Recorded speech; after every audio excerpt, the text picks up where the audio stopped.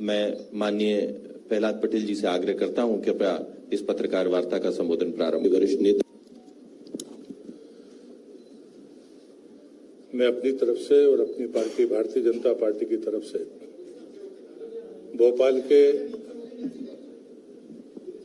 Electronic media, print media और photo journalist सभी का हृदय से स्वागत करता हूं।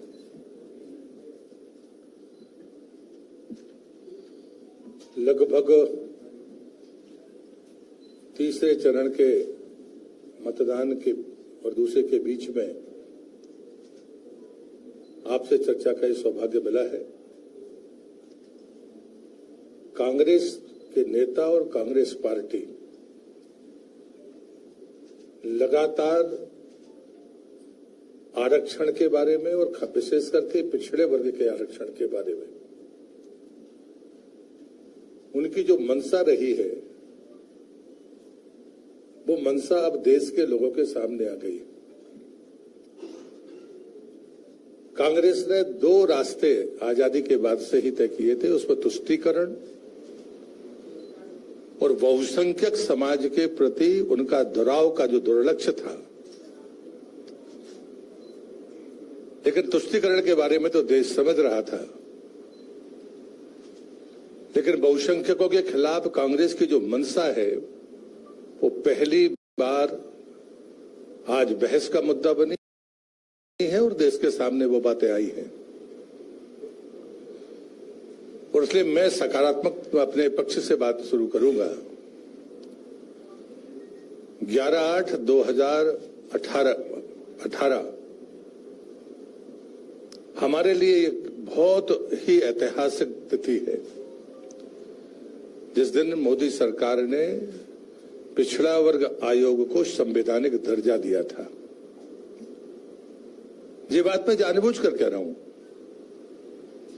क्योंकि जो मनसा कांग्रेस की थी, उस मनसा का ये सबसे बड़ा प्रमाण है कि संविधान में उल्लेख होने के बावजूद भी कांग्रेस ने 2018 तक का आने का इंतजार किया कि मोदी जी की सरकार बनेगी और वो उस कमीशन को संवैधानिक दर्जा देंगे। कमीशन बना 1993 में, लेकिन उसको संवैधानिक मान्यता नहीं मिली। और उसके पीछे जो मैं षड्यंत्र और मंशा देखता हूं, ताकि राज्य मन मर्जी से अपने आयोग बनाकर जो चाहे वो करते रहे। 1993 में पिछड़ा वर्ग कमीशन बनने के बावजूद भी 2004 में कांग्रेस की आंध्र प्रदेश की सरकार ने, जहां मुस्लिम आबादी कुल 9.5% थी, वहां 7 से 10% आरक्षण देने की कोशिश की।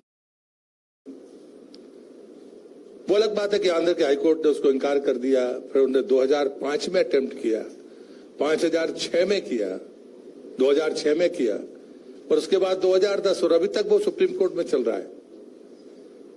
और इस बीच में इन तारीखों को हमें देखना होगा। अभी कर्नाटक सरकार ने किया, भारतीय जनता पार्टी की सरकार आई थी तो उन्हें धर्म आधारित आरक्षण को समाप्त किया था। जैसे ही सरकार बदली, फिर से इस परिस्थिति को इस देश पर उस प्रदेश पर लाद दिया गया। लेकिन ये बात सही है कि अब संवैधानिक दर्जा पिछड़ा वर्ग कमीशन को है, तो उसने वहां के चीफ सेक्रेटरी को नोटिस दिया है। ये बात हम सबको भी समझनी पड़ेगी कि जब तक संवैधानिक दर्जा नहीं था, राज्य सरकारों को स्वतंत्रता पूर्वक, विशेषकर कांग्रेस की राज्य सरकारों को पिछड़ों के आरक्षण को खाने का काम करने की छूट मिली हुई थी। चाहे वो केरल हो, कर्नाटक हो, चाहे वो आंध्र हो, ये सबका उदाहरण है। और इसलिए मैं ये कहता हूं कि कहीं ना कहीं सिर्फ पिछड़ों के आरक्षण पर डाका नहीं डाला कांग्रेस ने, बल्कि SC, ST और पिछड़े सभी आरक्षणों पर डकैती की है। और उसका सबसे अच्छा उदाहरण है अलीगढ़ मुस्लिम विश्वविद्यालय का, जहां न्यायालय के फैसले के विरुद्ध जाकर SC, ST और OBC के आरक्षण को समाप्त किया गया। और इसलिए ये जो मंशा है, ये मंशा आज देश के सामने है। माननीय पूर्व प्रधानमंत्री मनमोहन सिंह जी का बयान अब कांग्रेस उसको झुठला नहीं पा रही है, लेकिन वो बयान था कि इस देश की संपत्ति पर पहला अधिकार मुसलमानों का है। लेकिन हमारे प्रधानमंत्री ने गर्व के साथ कहा कि इस देश की संपत्ति पर पहला अधिकार गरीबों का है। और इसलिए मुझे लगता है कि ये जो बहस है, ये सिर्फ बहस नहीं है, इसने कांग्रेस के नेता, कांग्रेस पार्टी दोनों के चरित्र को उजागर किया है। मैं इस अवसर पर इसलिए डॉक्टर अंबेडकर को कोट कर रहा हूं। 27 अक्टूबर 1991 में जब उन्होंने कहा था कि मुसलमानों, पंडित नेहरू हमेशा मुसलमानों का पक्ष लेते, साथ में उन्होंने लाइन कही थी कि मैं मुसलमानों का विरोधी नहीं हूं, लेकिन जिनको संरक्षण मिलना चाहिए उनको मिलना चाहिए। ये तुष्टीकरण और बहुसंख्यक वर्ग के विरुद्ध कांग्रेस की मंशा अब व्यापक तरीके से जनता के बीच में आई है। और इसलिए मैं मानता हूं कि ये जो निर्णय है, ये निर्णय देश को कमजोर करने वाले निर्णय हैं, लोकतंत्र को आहत करने वाले निर्णय हैं, हमारी संवैधानिक मान्यताओं को चकनाचूर करने वाले निर्णय हैं कांग्रेस के। और इसलिए इसकी जितनी निंदा हो जाए वो कम है, लेकिन देश के बहुसंख्यक समाज को, वो एससी हो, एसटी हो, ओबीसी हो, उसको जागना होगा कि जब संविधान निर्माताओं ने धर्म आधारित आरक्षण को स्वीकार नहीं किया था, उसके बावजूद भी आप लगातार ये प्रयास कर रहे हैं कि देश के संविधान को चुनौती देना है, उसे नुकसान पहुंचाना है। ये लोकतंत्र के लिए खतरा है। आप अपनी जीत के लालच में संविधान को दरकिनार करें, ये कांग्रेस का ये प्रयास इस देश में हम सफल नहीं होने देंगे। और मैं इस अवसर पर कहूंगा कि कहीं ना कहीं कांग्रेस के नेताओं के बारे में दिनकर की वो पंक्ति जरूर महत्वपूर्ण मुझे लगती है, जब नाश मनुष्य पर छाता है पहले विवेक मर जाता है।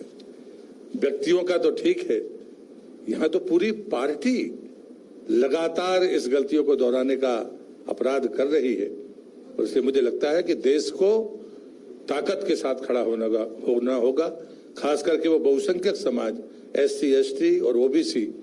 मैं आपके माध्यम से प्रार्थना करूंगा उसे इस कांग्रेस की मंशा को ध्वस्त करने के लिए ताकत के साथ इस यज्ञ में अपनी आहुति डालनी चाहिए, ताकि हम संवैधानिक मान्यताओं का, अपने लोकतंत्र का की रक्षा कर सके और इन षड्यंत्रों को विफल कर सके। मुझे कितना ही कहना है, कुछ आप पूछेंगे तो मैं जरूर जवाब दूंगा। विनोद जी, क्या आपको लगता है कि मध्य प्रदेश में 2 चरण का चुनाव हुआ है, वहाँ पर एससी, एसटी और ओबीसी का मतदान कम हुआ है? नहीं, ऐसा बिल्कुल नहीं है। सब जगह पर, चाहे बालाघाट हो, छिंदवाड़ा हो, होशंगाबाद हो, मतदान प्रतिशत में सेग्रीगेट करने की कोई व्यवस्था वैसी नहीं है। लेकिन जो क्षेत्रों में चुनाव हुए हैं वहां पर बड़ी संख्या में पिछड़ा वर्ग मतदाता है, जिसने भरपूर समर्थन भारतीय जनता पार्टी को भी दिया है, मतदान भी किया है। राजीव जी, केरल, कर्नाटक, आंध्र। केरल में 30% है, जिसमें उन्हें पहले 8% किया था, बाद में फिर 32% यहाँ पे कर्नाटक ने किया। जी, मैं ये पूछना चाहता हूँ कि राजनीति में जिस तरह के बयानबाजी हो रही है, आपने ओबीसी और संख्या बात की, किसने क्या काम किया, मैं आपसे ये जानना चाहता हूँ कि राजनीति में जिस तरह बयानबाजी, जनाजा और मंगलसूत्र, इस तरह की, तो आपने भी बड़ी राजनीति की है, तो आपको लगता है कि इस तरह के बयानबाजी होना चाहिए राजनीति में?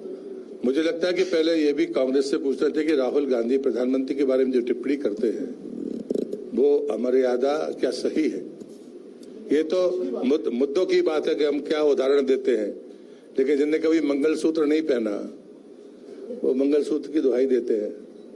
तो ऐसी बातें मुझे लगता करनी नहीं चाहिए। दोनों पार्टियों की बात है। ठीक है। संतोष जी, अब की बार 400 पार विधानसभा में आपसे भी पूछा गया, सभी पदाधिकारियों से पूछा गया, अब की बार तो किसी ने जवाब नहीं दिया, लेकिन बहुमत आएगा ये तय था। लेकिन अब की बार 400 पार में आपको ऐसा नहीं लगता कि कार्यकर्ता और पदाधिकारी संगठन बिल्कुल निश्चित हो गया कि अब की बार तो 400? नहीं, मुझे लगता है कि विधानसभा में मैंने कहा था, मैं सही रहा ना, मैंने अपना स्टैंड नहीं बदला। संकल्प होता है, संकल्प का आधार है, और ये संकल्प 2014 में हमने जो तय किया वो हमने प्राप्त किया। 19 में कहा वो प्राप्त किया, 24 में तय किया है प्राप्त करेंगे।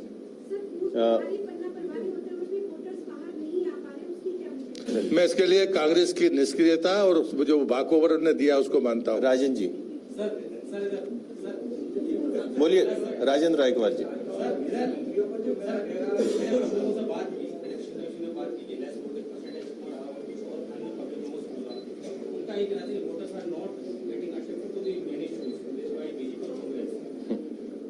मुझे लगता है कि अपन ऐसी बातें कैसे कर सकते हैं।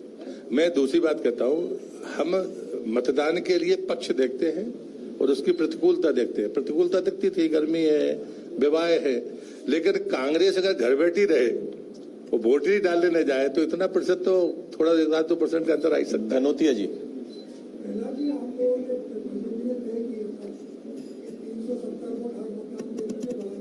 एक ही प्रश्न। ये तो मूल्यांकन करेंगे, आप भी करेंगे, हम भी करेंगे। कई जगह प्राप्त हुआ है, कई जगह पर शायद कुछ जगह ही होगी। अमृतांशी इससे थोड़ा सा अलग हटके सवाल है, क्योंकि आपने जल शक्ति मंत्रालय देखा है, अभी गर्मी का वक्त है, काफी ज्यादा काम हुआ है जल प्रदूषण को लेकर, लेकिन जो कॉन्ट्रैक्टर्स हैं उनको पेमेंट नहीं हुआ। गर्मी का वक्त है, काम रुका हुआ है, तो उसको लेकर कुछ आप देखेंगे? अब देखिए, अभी तो मैं कोई आश्वासन नहीं था, लेकिन ऐसे मामले अधिकारी स्तर पर बिल्कुल पहली प्राथमिकता में सुलझाए जा रहे हैं। ये काम कभी नहीं रुका। शायद निर्वाचन आयोग ने भी इसको रोका नहीं, पिछली बार भी हमने परमिशन ली थी। ये उनके पेमेंट में कोई ऐसा व्यवधान नहीं है। कोई होगा तो निश्चित रूप से उसमें प्राथमिकता के साथ होगा, क्योंकि पानी प्राथमिकता है सरकार की। सुचन्ना जी। प्रहलाद जी, दिग्विजय सिंह बोल रहे हैं कि भाजपा का उनका इन्फ्लुएंस भाजपा पे बहुत ज्यादा है। 15 मिनट का एड्रेस में अमित शाह जी 17 बार उनका नाम लिया। तो उन्हें तो खुश होना चाहिए। मैं भी उनका बहुत सम्मान करता हूँ, धन्यवाद देता रहता हूँ। राकेश जी। राकेश। 12 सीट 7 पे, इसके साथ ही एक सवाल ये है कि 12 सीट का समीकरण देख पा रहे हैं, और जो छिंदवाड़ा और राजगढ़ जो हॉट सीट है, वहाँ के क्या समीकरण है? यदि आप जीत गए तो क्या लीड का कोई आकलन किया गया? छिंदवाड़ा तो हो गया, और मैं पहले दिन से कहता था कि कंट्रीब्यूट करने के लिए सब छिंदवाड़ा है। राजगढ़ में आज राघोगढ़ विधानसभा में ही मैं जाऊंगा आपसे बात करने के बाद। लीड का कोई आकलन नहीं, मुझे लगता है कि मैं ऐसी बातें मैं तो कभी करता नहीं हूँ, पर राजगढ़ हमारी परंपरागत सीट है जहाँ संगठन का दबदबा आज से नहीं, जनसंघ के समय से। नितिन जी। पहला ऐसा चुनाव हो रहा बड़े लंबे समय बाद, आप चुनाव मैदान में नहीं है, थोड़ा सा अधूरापन लग रहा है किसको? आपको भी जो समझ। अच्छा, आप हमें आराम से जीने देना नहीं चाहते कि?